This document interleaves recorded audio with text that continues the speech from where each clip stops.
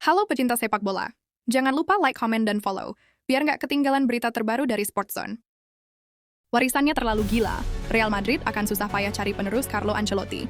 Mantan pemain Real Madrid Predrag Mijatovic pernah mengkritik keras Carlo Ancelotti di masa lalu, tetapi memuji manajer Italia tersebut sebagai pelatih terbaik dalam sejarah setelah ia memimpin Real Madrid meraih gelar kelima mereka pada tahun 2024.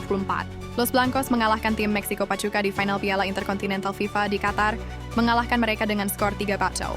Sejak Ancelotti kembali ke Real Madrid untuk menjalani periode keduanya, Los Blancos telah mengamankan 2 gelar La Liga dan 2 trofi Liga Champions, yang menandai masa jabatannya sebagai sebuah kesuksesan.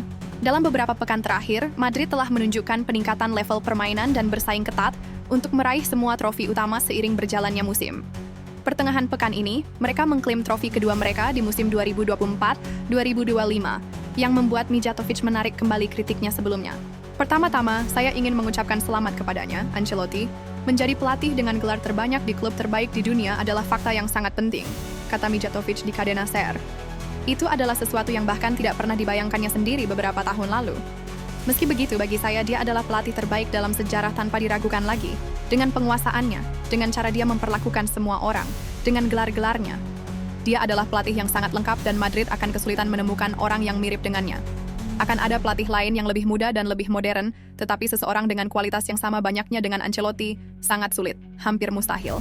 Ancelotti kini menjadi pelatih paling berprestasi dalam sejarah Real Madrid, dengan 15 gelar dalam 5 tahun. Lebih banyak dari tokoh ikonik Miguel Munoz, 14 trofi dalam 15 tahun, dan Zinedine Zidane, 11 trofi dalam 4 tahun. Momen Timnas Indonesia libas Filipina di Piala AFF 2024. Dilansir dari CNN Indonesia, pertandingan Timnas Indonesia versus Filipina di Piala AFF 2024 mengandung cerita bersejarah tersendiri. Salah satu catatan yang tak lekang ditelan zaman adalah pesta gol Indonesia ke gawang Filipina. Itu terjadi pada gelaran Piala AFF 2002 atau yang saat itu masih bernama Piala Tiger. Laga tersebut digelar di Stadion Utama Gelora Bung Karno, 23 Desember 2002. Timnas Indonesia menang 13-1 dalam pertandingan itu, sekaligus jadi kemenangan terbesar tim Garuda sepanjang sejarah. Saat itu Timnas Indonesia dilatih oleh Ivan Kolev. Tuan rumah sudah bermain agresif sejak awal laga. Keran gol bahkan sudah dibuka saat pertandingan belum genap 1 menit melalui peran Bambang Pamungkas. Gol kedua dicetak oleh Zainal Arif di menit ke-6. Lalu gol ketiga ditorehkan Budi Sudarsono pada menit ke-16. Bambang Pamungkas kembali mencatatkan namanya di papan skor pada menit ke-29. Sang bomber lalu mencetak gol kelima di menit ke-35. Zainal Arif menyumbang 2 gol beruntun di menit ke-38 dan ke-41. Babak pertama rampung dengan skor 7-0. Kemenangan sudah di depan mata, tapi Timnas Indonesia tak mengendurkan daya gedor. Sugiantoro menambah derita bagi Filipina dengan gol di menit ke-55, sebelum Zainal Arif menggenapkan quadrik pada menit ke-57. Tapi Imran Nahumaruri menyumbang gol di menit ke-81 untuk Indonesia. Sejurus kemudian Bambang Pamungkas memantapkan quadrik di menit ke-82. Sugiantoro menambah pundi-pundi gol di menit ke-75. Kemudian Filipina mendapat 1 gol hiburan di menit ke-78. Pesta gol ditutup oleh gol blunder pemain Filipina, Salomon Lichuanan di menit ke-82. Pertandingan selesai dengan skor 13-1. Hasil itu membuat Timnas Indonesia sekaligus memastikan 1 tempat di semifinal menghadapi Malaysia.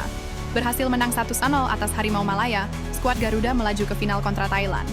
Sayangnya Timnas Indonesia kalah adu penalti 2-4 lawan Thailand, setelah bermain imbang 2-2 di waktu normal. Kini generasi Pratama Arhan dan kawan-kawan dituntut menorehkan sejarah lain saat melawan Filipina yang kini sudah bukan lagi sebagai lumbung gol.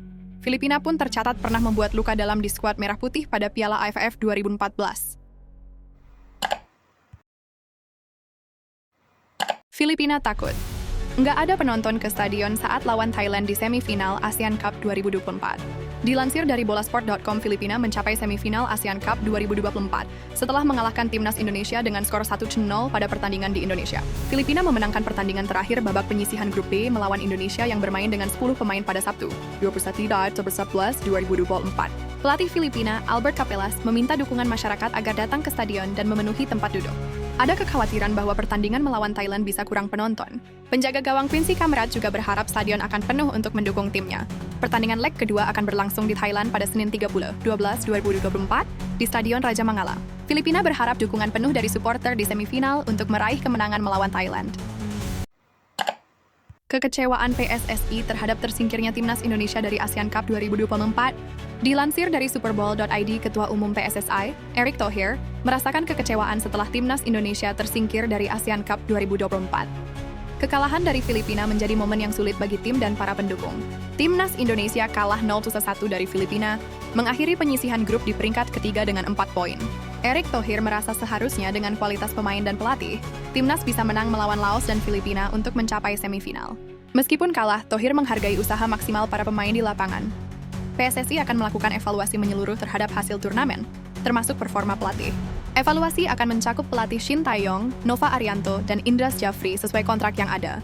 Thohir menekankan evaluasi tanpa menyalahkan pelatih karena percaya pada kemampuan mereka.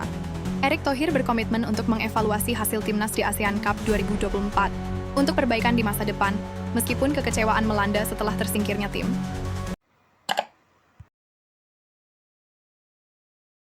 Dilansir dari suara.com, profil Koji Takasaki adalah wasit asal Jepang yang memimpin pertandingan timnas Indonesia melawan Filipina di Piala AFF 2024, di mana ia mengeluarkan kartu merah untuk Muhammad Ferrari. Pertandingan ini diadakan di Stadion Manahan Solo pada 21 Desember 2024. Koji dibantu dua asisten wasit dari Jepang, Yusuke Hamamoto dan Tomoyuki Umeda. Ini bukan pengalaman pertama wasit Jepang di laga timnas Indonesia.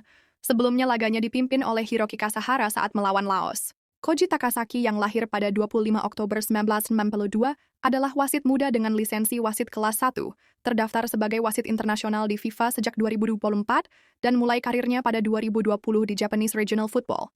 Ia debu di J-League 1 pada 12 November 2023. Viral tagar Shin Tae-yong tanpa diaspora 0 menggemari sosial media, diduga ulah buzzer yang ingin serang Shin Tae-yong. Dilansir dari solobalapan.com, kegagalan timnas Indonesia untuk mencapai semifinal Piala AFF 2024 memicu reaksi dari pendukung yang menuntut pertanggungjawaban dari pelatih Shin Tae-yong. Protes ini muncul melalui tagar ST tanpa diaspora 0 yang ramai di media sosial, terutama di platform X.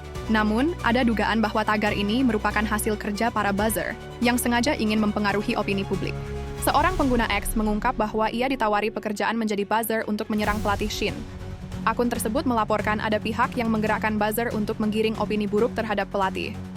Tangkapan layar percakapan mengenai tawaran kerja tersebut beredar, menunjukkan adanya tawaran bayaran yang besar untuk para buzzer. Dari tangkapan layar yang beredar, terlihat instruksi untuk para buzzer agar tidak menggunakan narasi pendek dan harus membuat respon yang terdiri minimal 5 kata.